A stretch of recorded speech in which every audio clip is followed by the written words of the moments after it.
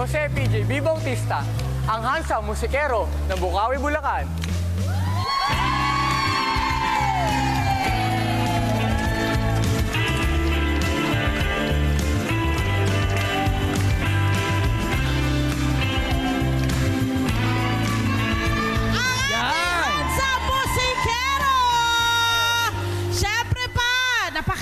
Nagpakilala na siya sa ating lahat.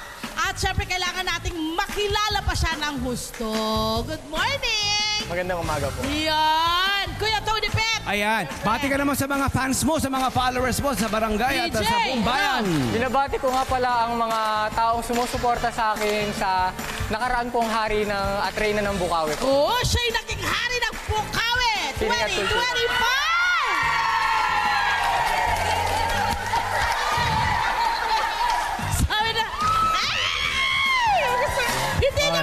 Hindi niya makuha. Hanggang na lang yung girl. Ay! Kumagana pa yung mga daliri, eh? Pwede din naman lapitan nyo na. Okay, ito si PJ ay tinaguriang handsome musikero ng bayan. Kasi into music siya. Yes. Ano mga instrument ang tinutugtog mo? Ang instrumento pong tinutugtog ko po ay gitara and violin po. Violin! Opo.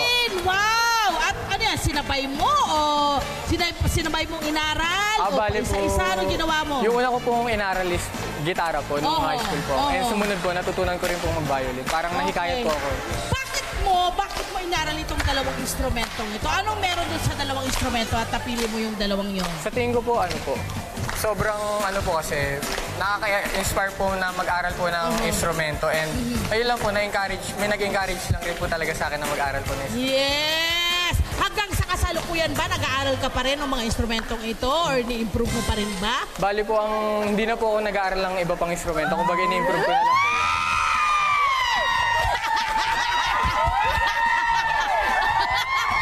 Hoy, tama na, te! Tama na, te!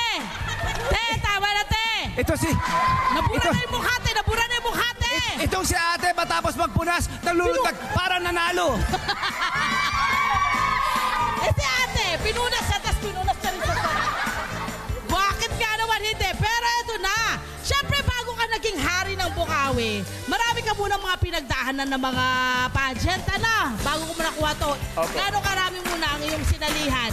Bali po, nakatatlo po ako bago po sumali sa hari ng Bukawi. Sino nag-push siya sa'yo na Second gawin runner-up to? siya ron, oo. Bali po, nung mga una po, ang aking nanay po. Nanay, shoutout mo yung nanay mo. Hello po sa mami ko po. Sana po mapanood niyo po ito. Pangalan! Ng Ang mo. pangalan po ng mami ko is Catherine B. Bautista po. Hi, Ma'am Catherine! Okay, ikaw ba ay dati nang sumasali sa mga pageant? Ano ba ang nananaig sa'yo? Mas nananaig, ang pagiging musikero o ang pagiging pageant winner? Oo. Sa tingin ko po parehas na nananaig po. Oo. And Saka may friend, yung pag nasa pageant ka, kailangan ng talent. Opo, So ito na kailangan yung po. talent na pinapakita mo. Opo, ito diba? po. Okay. Siyempre, may gusto ka bang may mga gustong magtanong sa'yo. Okay? May mga katanungan ang ating mga...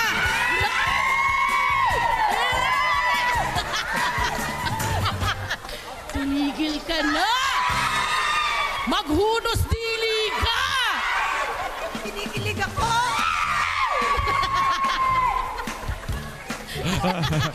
Gusto ko yun! Gusto ko yun! Kinikilig ako! Naninigas na! Okay, ano mga na-discover mo sa pagsali mo sa mga pageant? Ano yung mga nakita mo, aba, kaya ko palang gawin to. Yeah. Kaya ko pa palang linangin ito para sa Yeah. lahat. Ayan. kasi po nung una po, nung hindi pa po ako sumasali sa pageant, parang mahihain po ako. Oy! And nung sumali po ako, kumbaga parang naboost ko po yung confidence ko po. Yes po. At long-term ang confidence na ito, long-term yung effect Friend talaga. ha, ng ang effect, galing no? nito ha, mahiyain. Oo. Pero imagine mo, harap ka sa maraming tao. Oo. Pag ikaw ay magsasali sa mga ganito. Tama. Ang husay, ano? Tama. Parang alam din ng nanay niya kung anong kailangan mong gawin sa sarili mo, anak. Oo. Para matanggal yung pagiging mahiyain mo. Ikaw pa, Ginoo, ay nag-aaral pa o nagtatrabaho na? Ngayon po kasalukuyan po akong nag-aaral pa rin po. Anong Anong kinukuha kurso? mo kurso? Civil engineering po. Science. Wow! Pag ikaw ay nakagraduate, anong gusto mong maging kapag nag-graduate ka? Siyempre po, pag nakagraduate po ako, tutuloy ko po yung pinag-aralan ko po na civil engineering. Gusto niya maging engineer talaga Yes, by profession. Oo ganun naman. talaga yun. Paano ang... Paano mo? Pwede mo na pagsabayin. Oo naman. Pwede naman po. Oo. Ang pagiging musikero, talagang passion mo rin balitaan ko ano. Ano ba ang iyong planong gawin sa iyong pagiging musikero, sa iyong pagigitara? Nag-violin din siya. Yes, correct. Oo. Siguro po, gagamitin ko pa rin po to as may passion na gagawin ko pong libangan pag na-stress po ako sa work po. Good! Pwede Oy, naman. friend! Alam mo na yung mga kabarangay nating mga girls, hinikilig eh. Oo, May oo. tanong eh. Oo, may mga may katanong, katanungan. may muna kami. Ano Ayun pangalan? na. Ano po pangalan? Ano po pangalan? Mary Jane po. Okay. Ano po katanungan? Bilang sumasali ka sa pageant, tinanggap na ba sa sarili mo na isa kang heartthrob? Tinanggap mo na ba? Oh, wow, gusto ko yung tanong ngayon. Magandang Mabigat tanong na po yan. Tanggap mo na ba sa sarili mo isa kang heartthrob? Heartthrob, sa tingin mo? Sa tinanggap ko na po yung sarili ko bilang Okay, next question. Katanungan! Okay.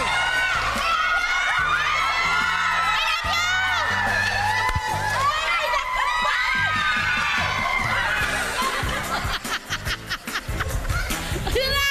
May pangalawa pa ba ang katanungan? Natakot ka, no? Kinabahan ka ba? Nakaganon ako.